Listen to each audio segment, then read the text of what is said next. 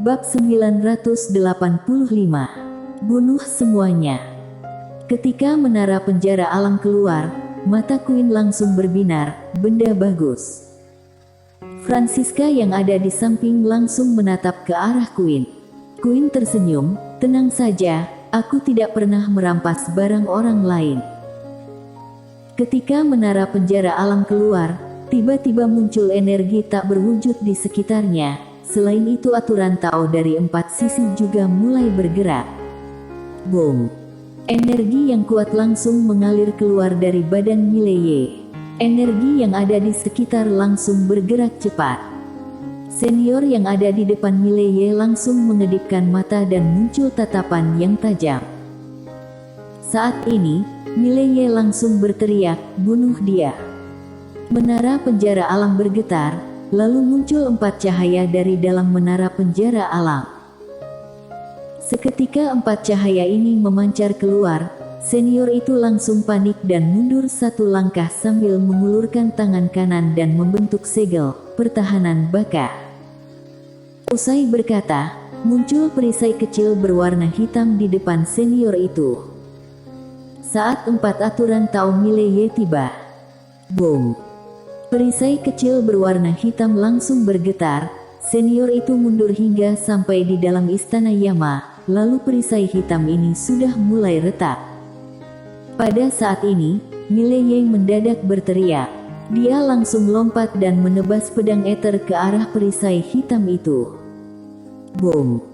Perisai hitam itu langsung retak, tapi senior itu mendadak melangkah maju dan meninju ke arah Mileye. Ekspresi Mileye langsung garang, tapi dia tidak memilih mundur, melainkan menusuk pedangnya ke arah tenggorokan senior itu. Nyawa diganti dengan nyawa. Senior itu juga tidak mundur. Kalau mundur maka akan berada di bawah angin. Jadi, dia tidak boleh mundur. Dengan demikian, tinjuan senior itu langsung menghantam ke arah perut Mileye, dan pedang Mileye menusuk ke tenggorokan senior itu. Baf! Seraas! Mileye langsung mundur. Saat berhenti, permukaan tanahnya langsung retak, sedangkan senior itu juga mundur beberapa meter. Mereka berdua baik-baik saja. Meski pedang Mileye menusuk ke tenggorokan Mileye, tapi senior itu baik-baik saja, seolah-olah tidak terjadi apapun. Sedangkan armor naga api Mileye berhasil menahan kekuatan senior itu. Bisa dikatakan, pertempuran kali ini sangat sengit. Senior itu memelototi Mileye, tak kusangka armormu begitu kuat. Mileye masih ingin menyerang, orang di lantai 9 langsung berkata, ayo pergi. Pergi. Mileye mengerutkan kening. Masih ada master di dalam istana itu. Kalau kamu ingin gadis kecil baik-baik saja, cepat bawa dia pergi. Ujar orang di lantai ke-9. Mileye menoleh ke arah Francisca. Francisca menggenggam erat pedang dan wajah sudah sangat pucat dan kecapean. Akan tetapi, dia tahu, Francisca tidak takut, juga tidak tahu apa itu namanya kematian.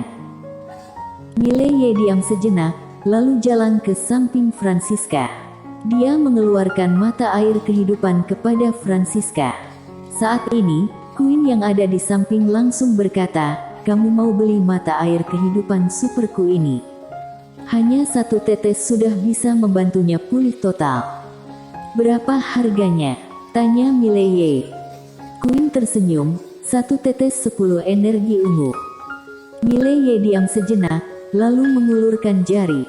50 energi ungu muncul di depan Queen.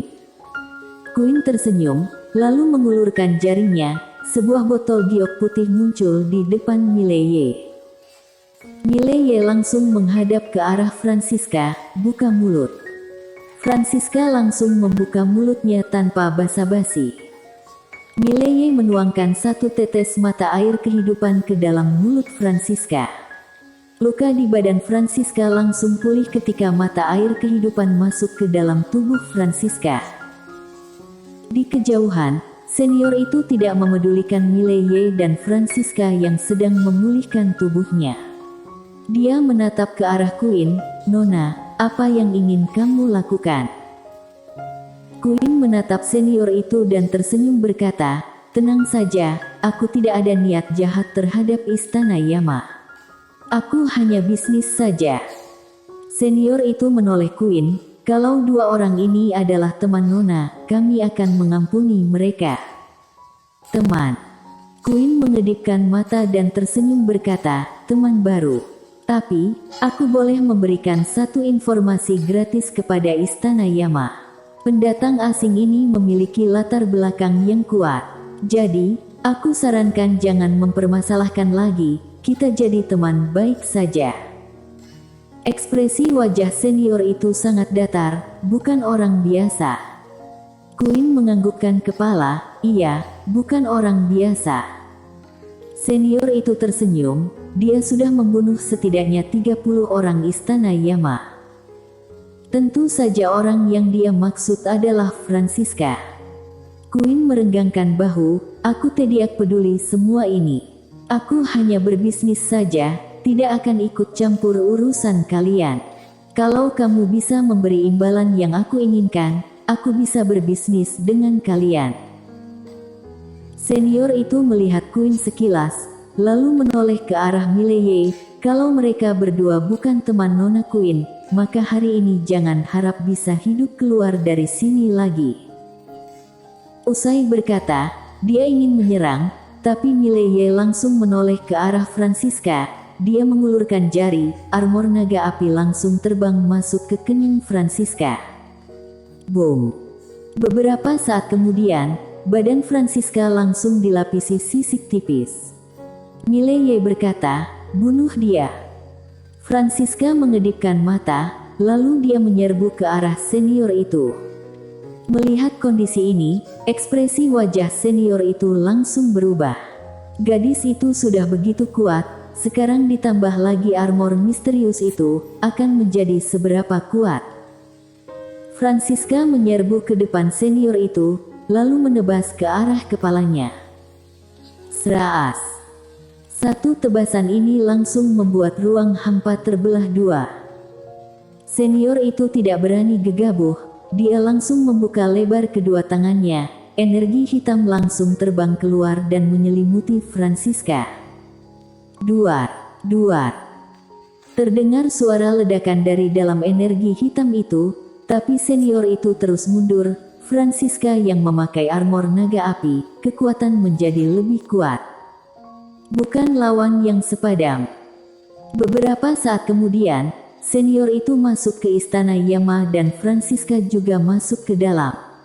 Mileye langsung mengikutinya, seolah-olah menyadari sesuatu, dia langsung mengulurkan jari, pedang milik Sabta langsung terbang keluar. "Gunakan pedang ini membunuhnya," ujar Mileye.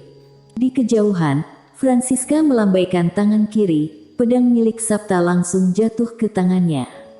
Dia melambaikan tangan kiri. Seketika, energi hitam yang dikeluarkan senior itu langsung hilang tak berjejak. Menaklukkan. Melihat kondisi ini, Mileye merasa bahagia, pedang milik Sabta ini memiliki kekuatan misterius setelah terbuka segelnya. Kekuatan ini pernah dikatakan Pak Tua Tukang Besi, pedang ini bisa menaklukkan energi jahat. Bisa dilihat, kekuatan senior ini sedikit jahat. Setelah Francisca memegang pedang ini, senior itu langsung tak berdaya melawan serangan ini. Pada saat ini, golok panjang ilusi langsung terbang keluar dari bagian dalam Istana Yama. Francisca yang mau mengejar langsung berhenti dan mengayunkan pedangnya. Boom! Golok panjang raksasa langsung berhenti.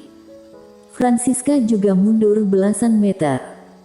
Pada saat ini, muncul seorang pria paruhbaya di samping senior itu. Pria paruhbaya melihat gadis kecil itu sekilas dan berkata, "Kamu hebat sekali." Setelah itu, dia menoleh ke arah senior yang ada di sampingnya. "Javier Chu, kamu seharusnya lebih awal memanggil kalian." Senior yang bernama Javier Chu berkata, "Aku sudah meremehkan kekuatannya." Pria paruhbaya melihat Francisca. Francisca ingin menyerang, dan Mileye langsung berkata, "Francisca, kembali." Francisca tidak menyerang dan terbang kembali ke sisi Mileye. Dia berdiri patuh di samping Mileye. Pria paruh baya menoleh ke arah Mileye, "Pendatang asing. Pendatang asing." Mileye menoleh ke arah Queen, "Nona Queen, dunia kalian berbeda dengan dunia di luar." Queen tersenyum dan berkata, "Tentu saja berbeda. Tempat ini terpisah dengan dunia luar. Bagi mereka, kamu adalah pendatang luar, juga merupakan musuh. Karena tempat ini tidak menyambut pendatang asing. Apakah orang di sini bisa keluar?" ujar Mileye. Queen menggelengkan kepala, "Orang biasa tidak bisa keluar, tapi ada 2 atau 3 orang bisa keluar." "Kenapa seperti itu?" Mileye mengerutkan kening. "Karena kekuatan tidak mencukupi. Dahulu ada orang yang menyegel tempat ini, melarang orang di dalam ini berhubungan dengan orang di luar." "Apakah orang itu bernama pendahulu?" ujar Mileye. "Bukan. Tapi, orang yang kamu katakan itu pernah datang ke sini." Queen menggelengkan kepala. "Apa yang dia lakukan sekarang?" tanya Mileye. Queen berpikir sejenak dan berkata, "Tidak berbuat apa-apa. Dia seharusnya datang melihat apakah orang di sini bisa mengancami orang luar." "Itu saja?" tanya Mileye. "Iya, itu saja." Queen menganggukkan kepala. "Nona Queen, kenapa kali ini tidak meminta imbalan?" ujar Mileye.